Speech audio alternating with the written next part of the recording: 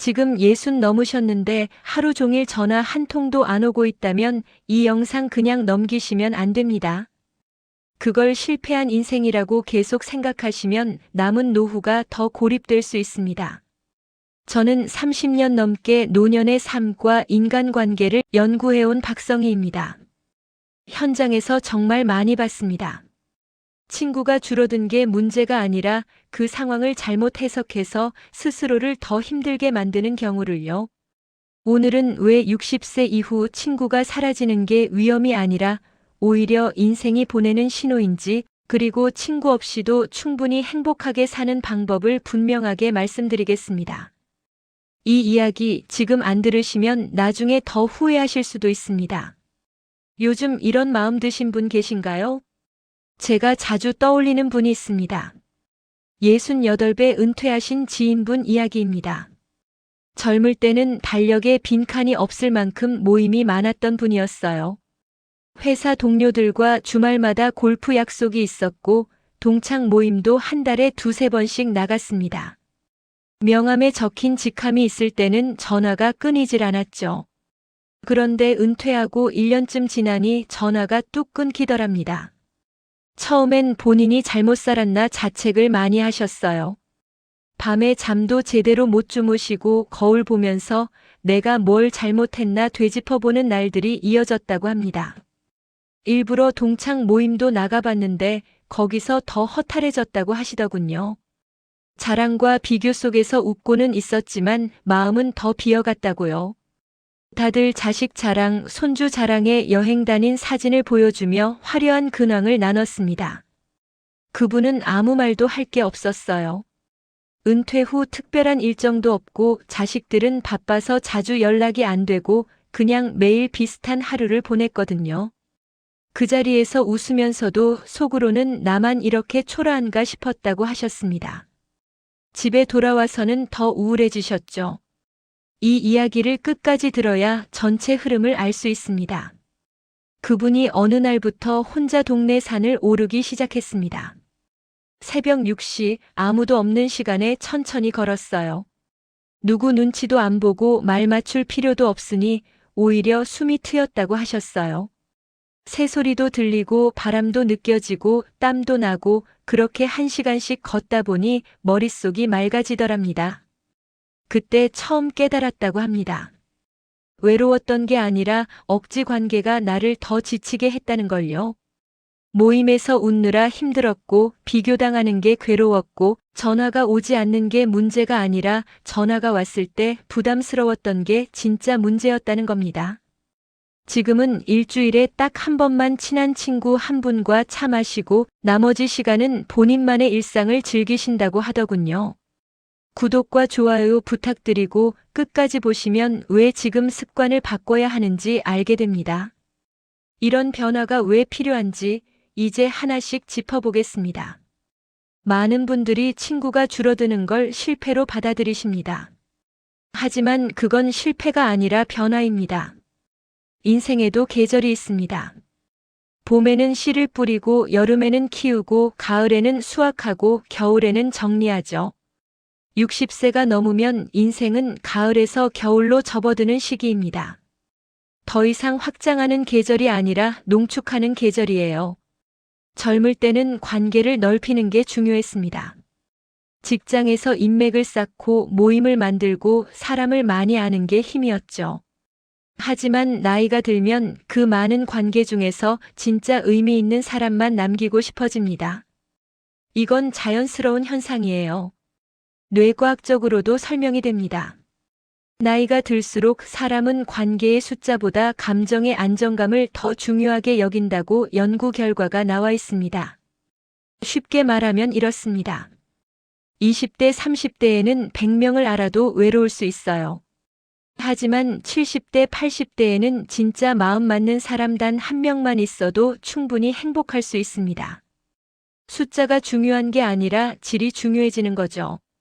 그래서 자연스럽게 연락이 끊기고 만남이 줄어들고 전화가 안 오는 겁니다. 이게 왜 중요한가 하면 이걸 모르고 계속 관계를 늘리려고 하면 오히려 더 피곤해집니다. 69세 김영수님이 그랬습니다. 예전엔 모임이 많았지만 요즘은 만남 하나만 있어도 피곤해졌다고 하셨어요. 처음에는 본인이 늙어서 체력이 약해진 줄만 아셨대요. 그런데 자세히 돌이켜보니 체력 문제가 아니었습니다. 그분은 퇴직 전에 중견기업 부장으로 일하셨습니다. 은퇴 후에도 옛 동료들과 한 달에 2번씩 모임을 가졌어요. 처음 몇 달은 괜찮았는데 반년쯤 지나니까 모임 날이 다가오면 가슴이 답답해지더랍니다. 만나면 다들 근황을 물어봤고 그분은 딱히 할 말이 없었습니다. 집에서 쉬었다고 하면 왠지 초라해 보일 것 같아서 이것저것 둘러대야 했어요. 어느 날은 모임이 끝나고 집에 오는데 머리가 지끈거리고 소화도 안 됐다고 합니다. 아내한테 말했더니 그럼 안 나가면 되지 않냐고 하시더래요. 하지만 그분은 그럴 수가 없었습니다. 안 나가면 사람들이 자기를 어떻게 볼까, 관계가 끊기면 어쩌나 그런 걱정이 앞섰거든요. 그렇게 억지로 1년을 더 나갔습니다. 그러던 어느 날 모임 날인데 갑자기 배가 아파서 못 나간 적이 있었습니다. 나중에 알고 보니 스트레스성 복통이었어요. 그날 집에서 쉬면서 처음 느꼈답니다. 안 나가니까 오히려 편하다는 걸요. 죄책감은 들었지만 몸은 정직하게 반응했습니다. 그 후로 모임 횟수를 절반으로 줄였고 지금은 정말 마음 편한 친구 2~3명하고만 가끔 만난다고 하셨습니다. 그분이 제게 이렇게 말씀하시더군요. 관계가 줄어든 게 아니라 제대로 정리된 거라고요. 이제는 만남 하나하나가 부담이 아니라 기쁨이 됐다고 하셨습니다. 여러분은 요즘 만남 뒤에 어떤 기분이 남으시나요? 피곤하신가요? 아니면 편안하신가요? 실천 방법은 단순합니다. 만남 뒤에 마음이 편한지 불편한지를 기준으로 관계를 바라보세요. 만나고 나서 기분이 좋고 에너지가 생기는 사람이 있는 반면 만나고 나면 꼭 머리가 아프거나 소화가 안 되는 사람도 있습니다. 후자라면 그 관계는 이제 거리를 두셔도 괜찮습니다. 주의할 점은 죄책감입니다. 줄어드는 관계를 실패로 착각하지 마세요. 이건 자연스러운 인생의 흐름입니다. 나무도 가을이 되면 잎을 떨어뜨리잖아요. 그래야 겨울을 견디고 다음 봄을 맞을 수 있습니다. 우리 인생도 마찬가지입니다. 2번째 이유는 더 현실적입니다. 나이가 들면 감정 에너지가 줄어듭니다. 젊을 때는 버텼던 관계가 나이 들수록 더 크게 부담으로 느껴지는 거죠. 스트레스를 받아도 20대, 30대에는 하룻밤 자고 나면 회복이 됐습니다.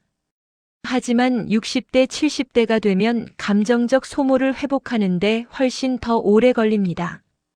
해외 노년 심리 연구를 보면 감정 소모가 큰 관계는 스트레스 지표를 급격히 올린다고 나와 있습니다. 혈압도 오르고 수면의 질도 떨어지고 식욕도 줄어들고 심지어 면역력까지 약해집니다. 그래서 나이 들수록 감정 에너지를 아껴 써야 합니다. 아무하고나 만나면 안 되는 거예요. 72세 이정자님이 바로 그런 경우였습니다. 만나고 나면 꼭 두통이 생기는 친구가 한 명 있었어요. 그 친구는 만날 때마다 불평불만을 쏟아냈습니다. 자식 이야기, 며느리 이야기, 남편 이야기, 건강 이야기, 매번 부정적인 내용뿐이었죠. 이정자님은 그 친구가 불쌍하기도 하고 또 오랜 친구니까 들어줘야 한다고 생각하셨습니다. 그런데 문제는 만날 때마다 본인까지 우울해진다는 거였어요. 친구를 만나고 집에 오면 머리가 지끈거렸습니다. 처음에는 그냥 피곤해서 그런가 보다 했는데 몇 달 동안 계속되니까 패턴이 보이더랍니다. 그 친구를 만난 날엔 꼭 두통약을 먹어야 했어요. 어느 날은 친구가 전화로 또 하소연을 1시간 넘게 하는데 전화를 끊고 나니 심장이 두근거리고 손이 떨리더랍니다. 그날 밤 잠도 제대로 못 주무셨어요. 머릿속에서 친구가 했던 부정적인 말들이 계속 맴돌았거든요. 다음 날 아침에 혈압을 재봤더니 평소보다 높게 나왔습니다. 그제야 깨달았다고 합니다. 이건 내 문제가 아니라 관계의 문제라는 걸요. 그 친구가 나쁜 사람은 아니지만 그 친구와의 관계가 본인 건강을 해치고 있다는 사실을 인정하기까지 시간이 좀 걸렸습니다. 착한 사람일수록 이런 관계를 끊기가 더 어렵거든요. 이정자님은 용기를 내서 그 친구에게 조심스럽게 말씀하셨습니다. 요즘 몸이 안 좋아서 통화를 짧게 해야 할 것 같다고요. 처음엔 친구가 섭섭해할까봐 걱정했는데 의외로 친구도 이해해 주더랍니다. 그 후로 만남을 한 달에 한 번에서 두세 달에 한 번으로 줄였어요. 신기한 일이 벌어졌습니다. 모임을 줄인 뒤 두통이 사라졌어요. 혈압도 안정됐고 밤에 잠도 깊이 자게 됐습니다. 그제야 확신했답니다. 그 관계가 나를 소모시키고 있었다는 걸요. 지금은 정말 마음 편한 친구 한두 명하고만 자주 만나고 나머지는 가끔 연락만 주고받는다고 하셨습니다. 여러분 주변에도 기가 빨리는 사람이 있지 않으신가요? 만나고 나면 꼭 피곤해지는 사람, 전화 한 통에도 스트레스 받는 사람 말입니다. 그런 관계는 이제 거리를 두셔도 됩니다. 실천 방법은 나를 소모시키는 사람을 인식하는 겁니다. 만남 후에 몸과 마음이 어떤지 체크해 보세요. 두통이 생기거나 소화가 안 되거나 잠이 안 오거나 기분이 가라앉는다면 그 관계는 재검토가 필요합니다. 주의사항은 단절이 아니라 거리 조절입니다. 완전히 끊으라는 게 아니라 만남의 빈도와 시간을 줄이라는 겁니다. 한 달에 2번 만나던 걸 1번으로, 2시간 만나던 걸 1시간으로 줄여보세요. 그것만으로도 훨씬 편해집니다. 이렇게 이유를 알고 나면 다음 단계가 중요해집니다. 이제 혼자 있는 시간을 어떻게 살아야 할지 이야기해 보겠습니다.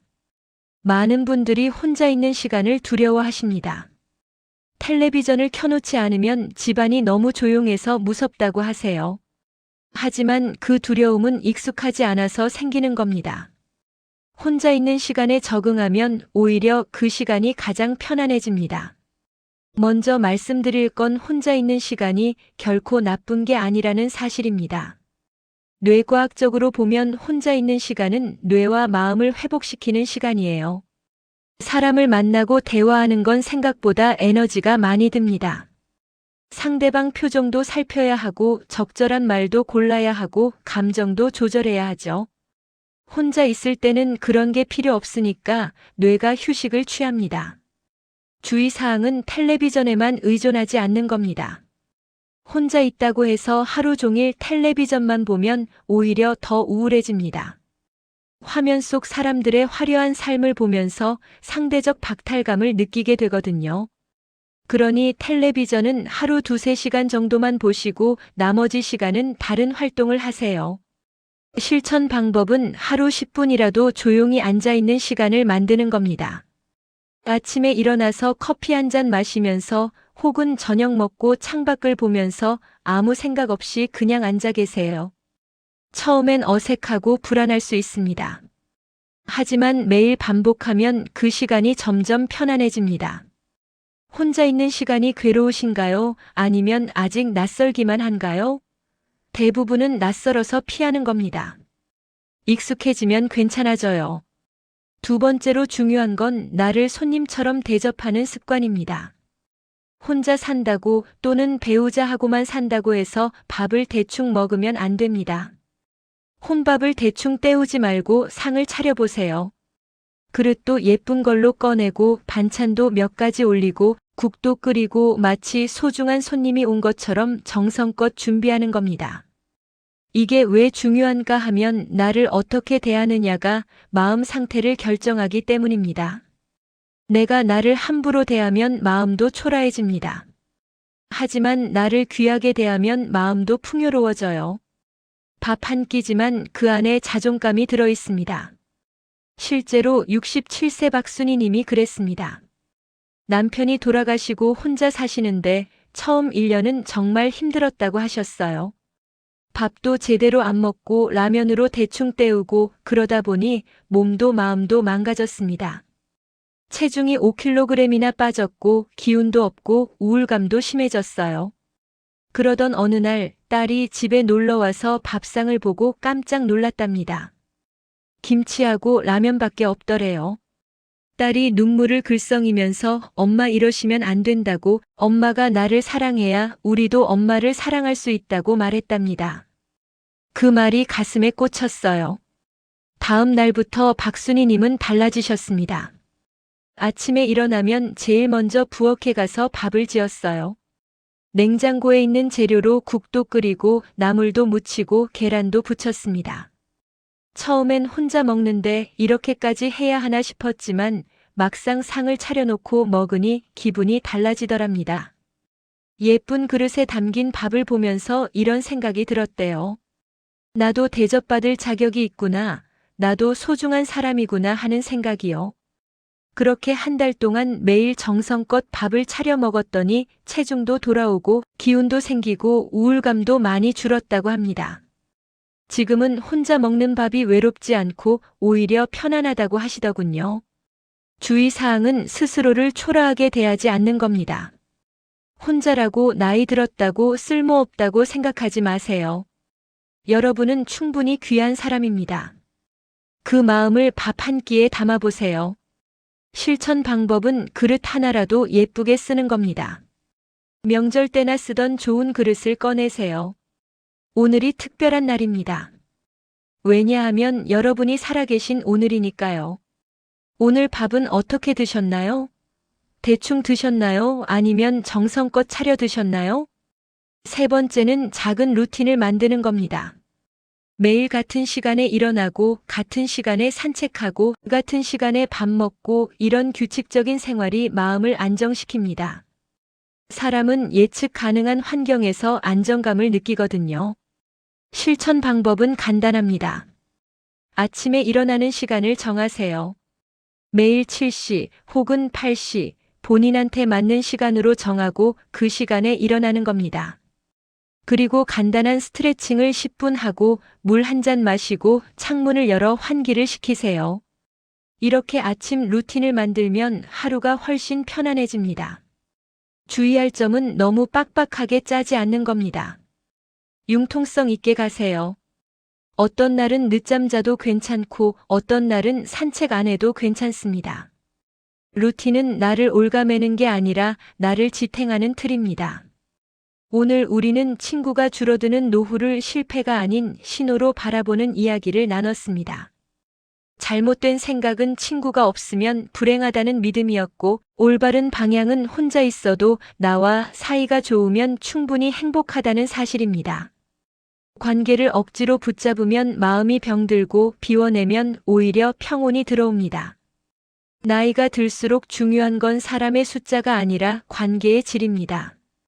진짜 마음 편한 사람 한두 명만 있어도 충분히 행복할 수 있습니다. 오늘 당장 실천할 수 있는 한 가지는 딱 이것입니다. 오늘 하루 나를 가장 좋은 친구처럼 대하는 겁니다. 나한테 다정하게 말하고 밥도 정성껏 차려 먹고 편안한 옷을 입고 좋아하는 일을 하세요. 그렇게 나와 친해지는 연습을 하다 보면 외로움은 자연스럽게 줄어듭니다. 혼자 있는 시간이 길어질수록 오히려 건강해지는 사람들이 있습니다. 그들의 공통점은 혼자 있는 시간을 두려워하지 않고 그 시간을 나를 돌보는 시간으로 쓴다는 겁니다. 다음 영상에서는 그런 분들의 구체적인 생활 습관을 이야기해 보겠습니다. 여러분은 지금 혼자인 시간이 어떤 의미로 다가오시나요? 두려우신가요? 아니면 편안하신가요? 댓글로 여러분의 생각을 남겨주세요. 오늘 영상이 도움이 되셨다면 구독과 좋아요 부탁드립니다. 다음에 또 뵙겠습니다.